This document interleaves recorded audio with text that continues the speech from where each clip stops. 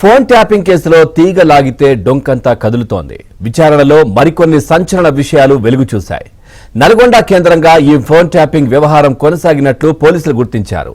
నల్గొండలోని హైదరాబాద్ రోడ్డులో war room ఏర్పాటు చేసి ఫోన్ ట్యాపింగ్ చేసినట్టు నిర్ధారించారు. అయితే ఈ ఫోన్ ట్యాపింగ్ మహిళల వ్యక్తిగత విషయాల వరకు వెళ్లినట్టు తెలుస్తోంది.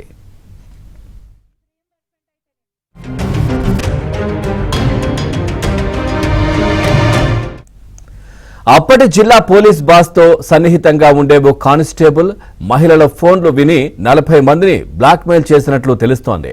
నార్కట్పల్లి వద్ద గంజాయి కేసులో దొరికిన వారి వ్యక్తిగత జీవితాల్లోకి ప్రవేశించి వేధింపులకు గురి చేసినట్లు వార్తలు వినిపిస్తున్నాయి. కానిస్టేబుల్ వందల మందికి కాల్ చేసి బెదిరించి కోట్లాది రూపాయలను వసూలు చేసినట్లు వెలుగు చూసింది. పేకాట దందాల నుంచి నెలవారీగా వసూళ్లకు పాల్పడినట్లు విచారణలో తేలింది.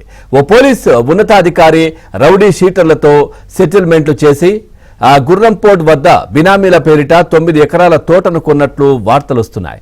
జర్నలిస్టుల ఫోన్లు సైతం ట్యాపింగ్ చేసినట్లు దర్యాప్తు టీం గుర్తించింది. మునుగోడు ఉప ఎన్నికల సమయంలోనూ ప్రతిపక్ష నేతల ఫోన్లను ట్యాపింగ్ చేసినట్లు తెలుస్తోంది.